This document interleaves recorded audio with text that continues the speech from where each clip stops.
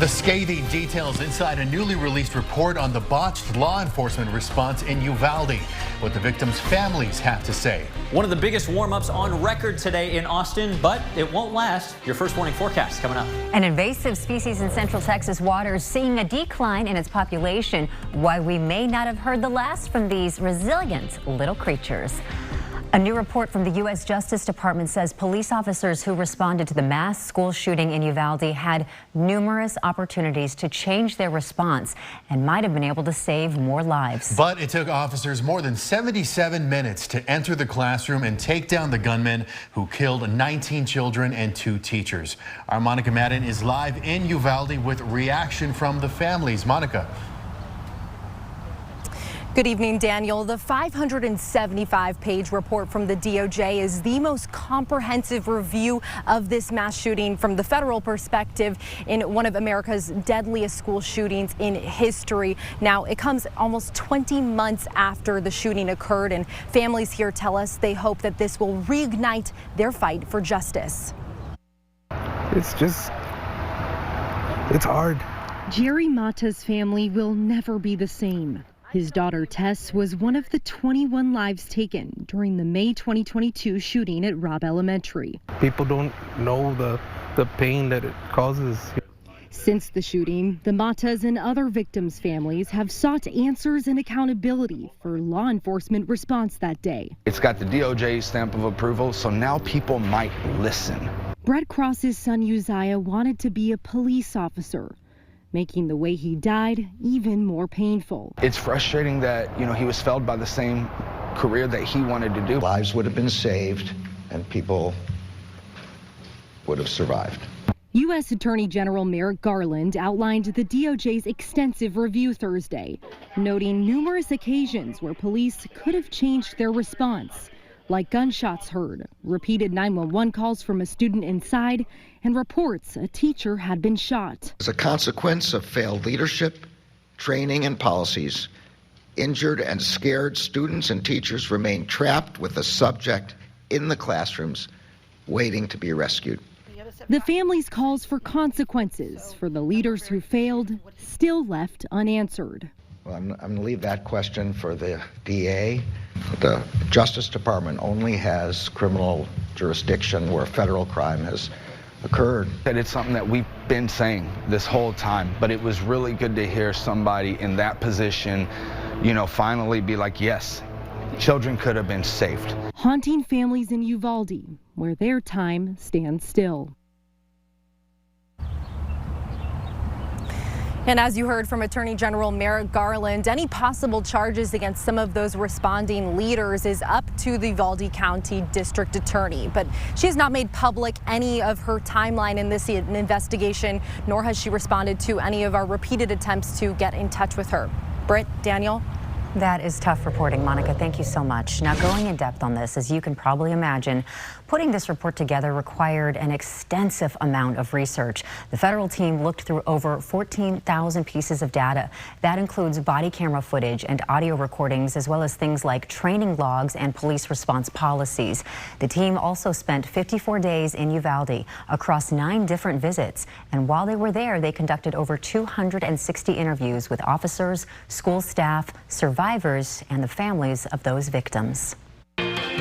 First warning weather with Chief Meteorologist David Yeomans. Well, just like that, it feels like spring, at least for one day today. Temperatures today have been the warmest in 2 months. It was November when we last saw upper 70s in town. Beautiful blue skies still at this hour on the Whittlesey camera out in Granite Shoals. The reason? Sunshine and a warm westerly wind really boosting temperatures. West winds still blowing gently, 5 to 10 in some areas. Look at the temperatures, though. It feels wonderful. 75 with low humidity in Austin, 74 in Bastrop, and 76 out west in Dripping Springs. Coming up in your forecast, though, don't get caught off guard. Another Arctic cold front arrives in just hours from now. I'll walk you through another cold snap, which won't be quite as bad as the last. Wind to plan for a hard freeze, though, and some heavy rain just a few days away. All right, David, thank you very much. And with another cold front moving in tonight, the city's cold weather shelters will open up once again.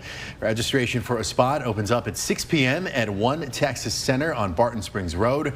The city says since the start of the cold on Saturday night, the shelters have fed and housed over 2,200 people across 7 shelters. That is a new record. Today, Texas Attorney General Ken Paxton moved to end the lawsuit against former employees that brought that against his office. In the filing, Paxton's attorneys wrote that his office will not fight accusations from the whistleblowers who claim he broke the law by firing them after they reported him to the FBI.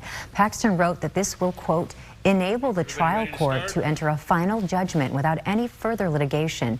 This move comes days after the Texas Supreme Court rejected Paxton's request to avoid testifying under oath in that lawsuit. Well, today, Austin City Council voted to kickstart the process for getting more money to survivors of domestic violence. They directed the city manager to look at getting extra money to APD's Victims Services Emergency Assistance budget. Now, that could help victims get things like security cameras and new door locks. Every Austinite deserves to feel safe in this city, and it's crucial that we do everything we can to ensure continued security for survivors. And the city manager will come back to the city council in March with recommendations on how much money should be added and where it could come from. Austin City Council also voted today to approve funding for new heritage preservation grant projects. So what does that mean? In total, 23 projects will get over $3.5 million. The Broken Spoke gets a boost. $50,000 was granted to repair the historic dance hall's porch. Umlauf Sculpture Garden will also get $30,000 to go toward planning the new Charles Umlauf house and studio. Well, zebra mussel populations appear to be dropping in Central Texas, but experts warn it might not last long. The Texas Parks and Wildlife Department works with controlling authorities and universities that track the mussels, and the new reports indicate local declines. High temperatures have knocked them back, and also the lowering water levels. However, they're a very resilient species. So they can be knocked back, and what previous research has shown in Texas is the population can be knocked back, but they'll quickly bounce back once conditions improve. Now, zebra mussels are not native to Texas and are originally found in Eurasia. As of this past summer, the species is present in 35 lakes statewide. Our digital reporter Kelsey Thompson has more on how boaters can help minimize the spread online at KXAN.com. The 2023 World Series winning Texas Rangers were honored at the state capitol today for bringing home the trophy to the Lone Star State. Now, Governor Abbott presented the team with a congratulatory proclamation celebrating the team's first Major League Baseball World Series title. Going in depth on this, the Rangers waited for over 50 seasons for that World Series title. Can you imagine making it the team that suffered the second longest World Series title drought? According to the MLB, the Cleveland Guardians have gone the longest with a 75-season drought. That team hasn't won a title since 1948. A scramble on Capitol Hill with parts of the government once again at risk of running out of money. The short-term plan passed just in the nick of time. The freezing temperatures leaving hundreds of bats stunned from the cold. How the Austin Bat Refuge is working to save them. And the Paris 2024 Olympics are just months away, and while officials say they are ready to handle the crowds, some who would help keep the city secure are out on the picket lines. It has been around-the-clock operations at Austin Bat Refuge after this week's deep freeze stunned hundreds of bats here in Central Texas. Volunteers plan on rescuing even more as we brace for another cold snap later tonight. So far this year, the nonprofit has rescued around 500 bats, saying that is a higher intake than they typically have in any given year. For cold-stunned bats that do survive, nonprofit experts say their main focus is hydrating the bats and testing out their wing strength before releasing them back to their roost. If they're dehydrated, we'll inject them under the skin with electrolytes, and that gets their system up and running. Once they're warm and hydrated, we can feed them, and after we feed them, we have to test fly them. Nonprofit leaders said more extreme weather events in the winter and summer are testing their resources.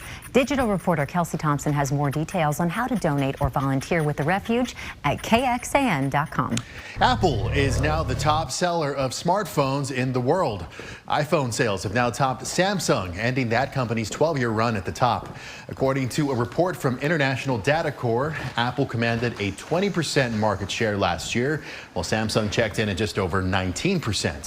The change in ranking comes after a tough year that saw consumers hesitant to upgrade their smartphones and choosing cheaper ones due to high inflation and economic uncertainties. More secrets of the ocean unveiled as scientists announced the discovery of over a dozen new marine species off the coast of Africa. Well, we briefly climbed our way out of a 4-day cold snap today. High temperatures early in the week were in the 20s and 30s. We made it to the upper 70s, a more than 30-degree jump today. That's 77, by the way, not far from the record high for today. But it won't last. Another Arctic cold snap next in your forecast. A bill to prevent a government shutdown this weekend has now passed through both chambers of Congress and is headed to President Biden's desk. But there are still significant hurdles in the way of full-year funding agreement reached between the top Democrat in the Senate and the top Republican in the House. And at the same time, negotiations continue over a separate deal tying money for Israel and Ukraine to the U.S. southern border. NBC's Alice Barr is in Washington with the very latest. And without objection, the motion to reconsider is laid on the table.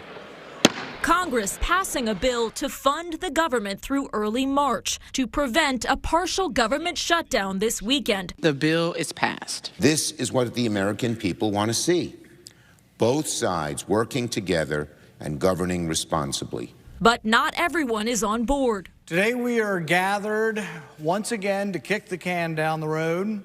The stopgap measure is a bridge to a full-year funding bill that the top Democrat in the Senate and top Republican in the House have reached a tentative $1.66 trillion agreement on. Many conservatives object, pressing for more spending cuts. But while there is progress on keeping the government open, a separate fight is ongoing over tying funding for Ukraine and Israel to the U.S. southern border. Top congressional leaders from both parties met at the White House yesterday, pushing for a breakthrough. I think the vast majority of members of Congress support aid to Ukraine. The question is whether or not a small minority are going to hold it up, which could be a disaster. Former President Trump urging Republicans not to support any border deal negotiated with the Senate and Biden administration, dividing the party. If the reports are accurate, I'm not going to support it. To lose this opportunity to get it passed into law, I think is malpractice. A clash on Capitol Hill becoming a presidential proxy war, testing the influence of President Biden and former President Trump. In Washington, Alice Barr, NBC News. All right, we'll take a live look at beautiful downtown Austin, where the skies are clear and the temperatures have warmed up for now. It's beautiful out, but Chief Meteorologist David Yeomans is back with us to explain why we shouldn't get too comfortable with this slight warm-up, because we have more, and he laughs when he says it, we have more cold temperatures coming our way. We do. I heard I missed a little cold snap earlier this week with a high of 24. Are you kidding me? It was brutal. This one won't be quite that bad, but it will be making headlines here locally over the next few days. So let's enjoy this while we got it. 75, as we said, on the Austonian weather cam. Just for a little perspective, this is not only noticeably different, this is historically different than 24 hours ago. We are still more than 30 degrees warmer than we were yesterday at this time in Austin. 32-degree jump 24 hours in Fredericksburg. For a little perspective, we've double-checked with the National Weather Service, and it looks like here is the record for today. A tie for one of the biggest temperature jumps in Austin history. 24-hour jump, not quite the 40-degree increase that we saw back in 1962, but a 33-degree jump from yesterday afternoon to today. That, obviously, here happens to be a winter thing. Some of the top records, January, February, and March. Now, we're about to drop another 35 degrees tomorrow because, yes, it's warm here in Texas, but look a couple states to the north. Another Arctic blast, not quite as cold as the last and not as wet as the last. It's coming here, though, tonight. That means, let me tell you off the bat, no sleet, snow, or anything icy, anything coming from the skies whatsoever whatsoever, but it will be dramatically colder starting tomorrow morning. So here we are on a nice evening, but by 8:30 or 9 p.m., a quiet cold front, no rain or storms, just a wind shift along it, moves through the Austin area. The temperatures don't drop instantly, but north winds pick up overnight, and by tomorrow morning, these are air temperatures close to freezing in town and a light freeze in many of our northern communities. We're really going to need to protect the pipes the following night, but look at the afternoon temperatures from the 70s, upper 70s today to highs in many areas, lower 40s tomorrow. What a change. And the winds are going to be biting. Not quite the single-digit wind chills that we had earlier this week, but wind chills as you're getting up and getting going tomorrow in the upper teens to lower 20s. Wind chills all afternoon, even under sunny skies tomorrow. Don't leave the 30s. And look at this. We may have our second wind chill advisory this week coming Friday night into Saturday morning. That's when wind chills nearly area-wide drop below 20 degrees. That means you may need to reconsider your outdoor plans on Saturday morning this coming weekend. What about actual air temperatures? You might get by without the freeze preparations tonight, but look at tomorrow night and Saturday morning. A hard freeze area-wide. This is not a wind chill. The air temperature bottoms out at 24 in Austin before the low temperatures rebound as our attention turns toward rain. Yes, warmer air blows in with our next storm system, so no threat of ice, sleet, or snow then either. But this specific storm spinning right here well west of California is actually going to kick off a wetter weather pattern, not only late Sunday into Monday, but through all or most of next week. Over the next 7 days, much of this falling on Monday, just several days from now, we may add up 2 to 4 inches of rain in the metro with even higher totals out east. This would be wonderful and beneficial, so we'll keep you advised over the next few days as it approaches. Tonight, clear and getting windy and cold. Another cold snap begins. We're at 33 by morning. A huge temperature drop tomorrow from 77 down to 47. Gusty winds almost prompting a wind advisory. It will be windy and still breezy on Saturday morning, 24 with wind chills in the teens. The weekend looks cold but pretty on Saturday. Rain begins late Sunday and on and off continues through much of next week. Well, the ocean is full of mystery. Experts say only 10 to 25% of all marine species have been discovered. We told you yesterday scientists recently discovered at least 4 new types of octopus, and today brings more discovery near Spain's Canary Islands. Scientists from Ocean Census, a program aimed at discovering new marine species, dove off the coast of Tenerife late last year, and they found dozens of new sea creatures. They include a marine snail, a luminescent green urchin, and new shrimp, sea slug, and flatworm species. Now, all of these discoveries come with the potential for future research. We were not expecting to find so many species. If we find that many new species here in Tenerife, imagine when we go to other parts of the world where there's been almost no scientific study done at all, or into the deep sea where, we've only sampled a fraction of that. And the team went on 10 dives last month alone, and they're planning more expeditions this year with the goal of finding as many species as possible across the world's oceans. Tonight on News Nation, GOP Senator Ted Cruz, Democratic presidential candidate Dean Phillips. 2 big perspectives, 1 big election year. Leland talks to both. On Balance tonight, only on News Nation. News Nation tomorrow, an On Balance special. Leland Vittert live from New Hampshire. Will independent voters shake up the race for the White House? News Nation, your new home for independent journalism with respect for all Americans. Coverage begins 7 Eastern tomorrow. To find News Nation on your screen, go to joinnn.com.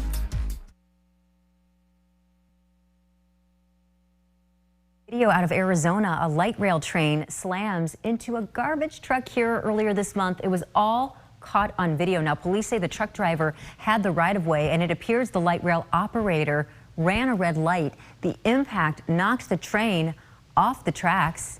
And here's the amazing thing. The train's driver only suffered minor injuries. Well, the International Olympic Committee said today that it's confident French authorities will be able to keep the upcoming Paris Olympics safe with an extensive security plan.